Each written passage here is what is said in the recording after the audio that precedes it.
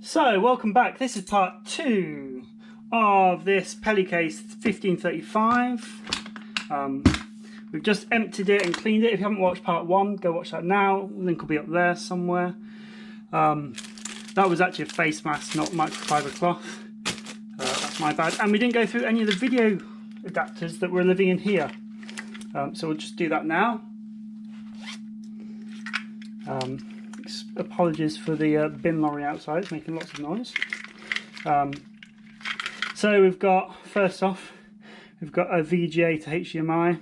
I'm not convinced that's actually a connector that works particularly well, but sometimes you need to get out of jail and it does do a job.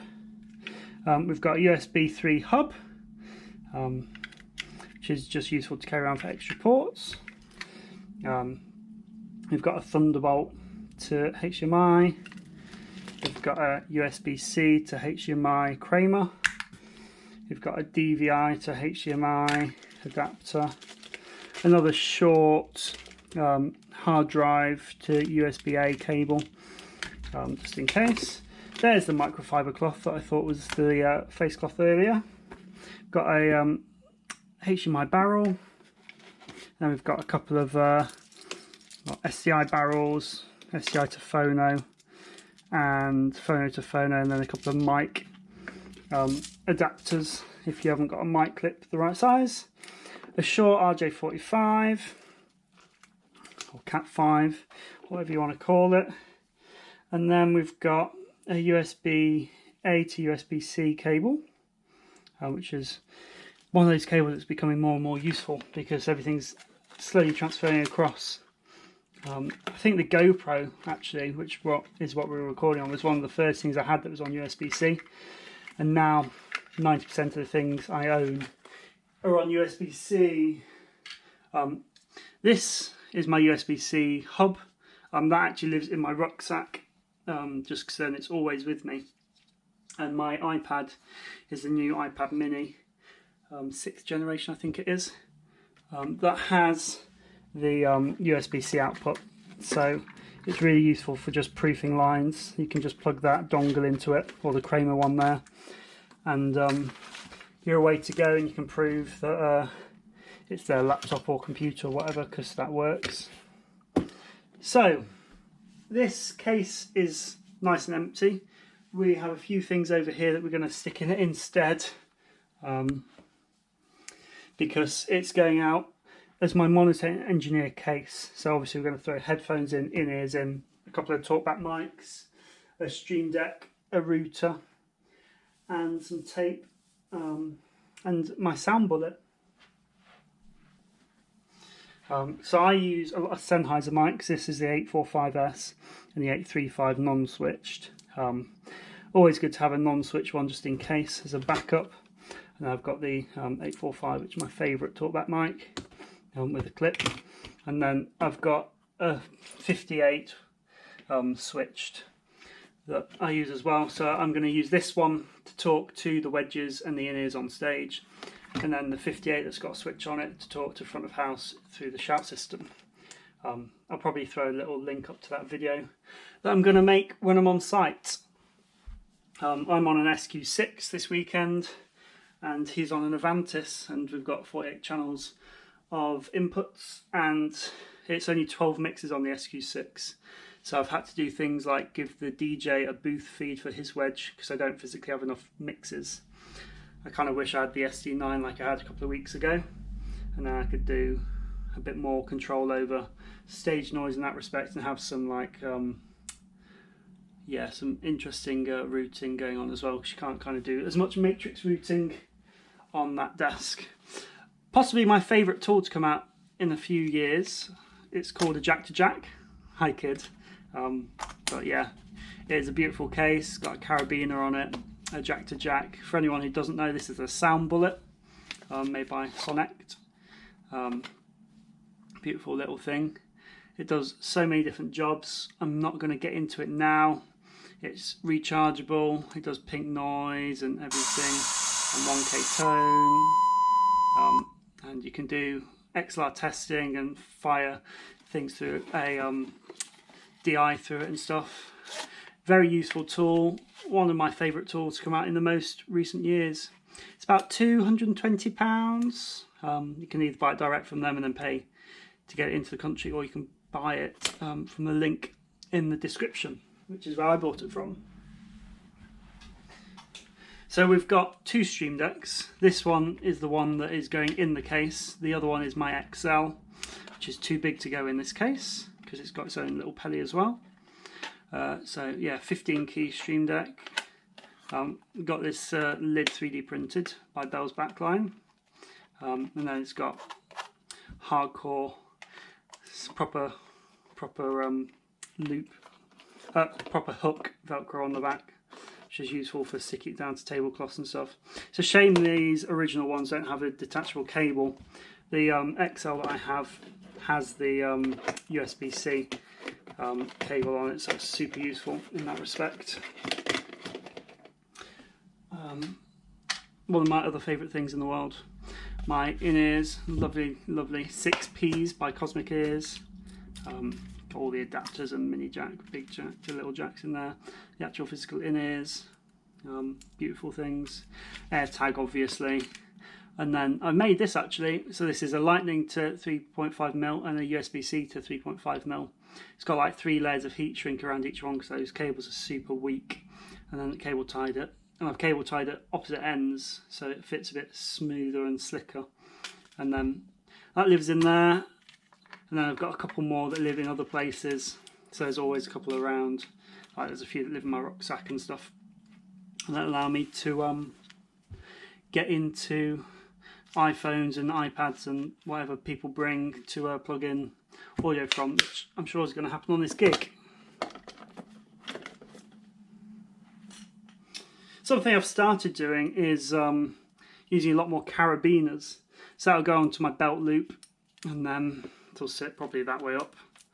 And then you've got tape, easy access that you can take off. And you've got 3 different colours, 3 different sizes of tape that can just sit there and be useful. And it keeps your pockets clear of tape and out the way. My moulded earplugs as well. I need to get a new case of these. These are looking pretty dead. Probably need to get the ACSs to be honest, but yeah, moulded. They sound great. Well, they don't. They sound like I've got stuff in my ears blocking the audio. But yeah, keep it nice and flat and keep my ears protected. Always a good thing to have. Something I started carrying around a lot more is an unmanaged switch, little dumb switch. This is the GS108 by Netgear. 8U switch. Works with Dante, works with Wave SoundGrid, works with Wireless Workbench, works with Sennheiser's WSM, and you can basically put them all in and have a bit of fun there. And then obviously you need your Thunderbolt to Cat5 to plug in, which we'll throw in as well. I've got like 3 or 4 of them. They are very expensive because you obviously have to buy the original ones from Apple. Another cable which is useful to throw in on this job is going to be a USB-A extension. Because I've got my Mac Mini rack with the Wave server sat essentially under the stage, I then need to extend the touchscreen cable up to the touchscreen at the SanDisk, which I'll show you. So I'm going to throw that in, because obviously I can extend the HDMI and the IEC really easily, but it's like a micro USB on the back of the TV, on the back of the screen, to get the touchscreen aspect of it. So I'm going to throw that in, and hopefully it's long enough, and if it's not, I'll just use a mouse. Trusty HC25s, these are pretty dead now, I need to replace them. Like missing screws, missing all that foam. Sound great, love them.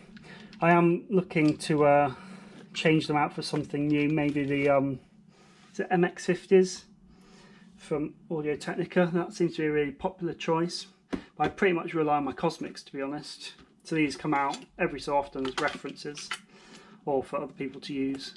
But I pretty much use the Cosmics. And then that's pretty much everything that needs to go in there. I'll also take my Shure 425s as well as a backup for artists on stage, some generics. Mini jack to twin jack, probably take that as well. This is quite an important one to take. This is all my different USBs. They are all configured for the Allen Heath software, or Digico or whatever, but Allen Heath are very pernickety about what they will allow to work with them. So I think pink is SQ, orange is Avantis, green is DLive, nothing is record, and then this one is QU. I think that's the right order, but yeah. Oh yeah, it is QU, SQ, Avantis, DLive, recording, in order of expensiveness. So yeah, obviously recording's priceless. So that's why it's more than a DLive. Go in there. I've got a lovely little sea life photo of me and the kid, which you won't see. This is a super useful tool I use far too often. So this is a Z split, so everything is connected everywhere. I'll just take these two off. So you can see I've got an XLR wired to another XLR, so female to a male, to a stereo jack, to a stereo jack female. So you can do that if you wanted, but you can go from stereo jack to that XLR or this XLR or that, and then I've got these two adapters as well, so you can go from mini jack to XLR or the other XLR or the stereo jack socket, or plug in headphones. So sometimes I have to use this. I will plug in HD25s and have a listen at different places in the signal chain. I can obviously listen at jack into a DI box and check if it's getting into there. I can listen at the other side. I can listen at the stage patch. I can listen loads of different places in installs and stuff. It's really useful. Like feeds from the desk to cameras is really useful to check that feed's actually working, getting to the camera before the cameraman gets there. All that kind of stuff. It's really useful. I've seen a lot of Z splits arrive, Nikon people's posts and stuff, that are like 4 XLRs. I think there's a place for that, but I've got an XLR Y split that we saw in the previous video, which is like 1 female, 2 male, so you can patch into like 2 amps with 1 cable and stuff, or 2 channels of mic or whatever, which is useful. But I do feel like having the jack pair on as well as the XLR pair on is a really useful feature. So there we go, that can go in. Another thing, this is possibly the best thing that IKEA sold for a very long time. It is a USB desk lamp for whatever they sold them for. Probably bedside lights or reading lights or something. But they sold them at £1 each, or like 79 cents if you're in America kind of vibe. Pretty cheap. So I bought like 10 of them at the time, because it's like, oh, that's tenner, that's easy. And basically I've given them out to people over the years, and I've only got 2 left. So one is here, and then one is in my actual SanDisk in the other room. Yeah, it lives in the SQ5. So really useful to have. You can obviously plug it in and sometimes have a battery pack in there, and you can plug it in and do some work in the case, or you can plug it into a battery pack or into a USB charger, and yeah, super useful to have.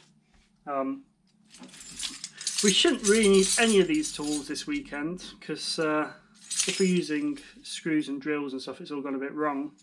I will, however, take my Allen key set, metric and imperial, a podger, an AJ, and my different bits, and that should be enough.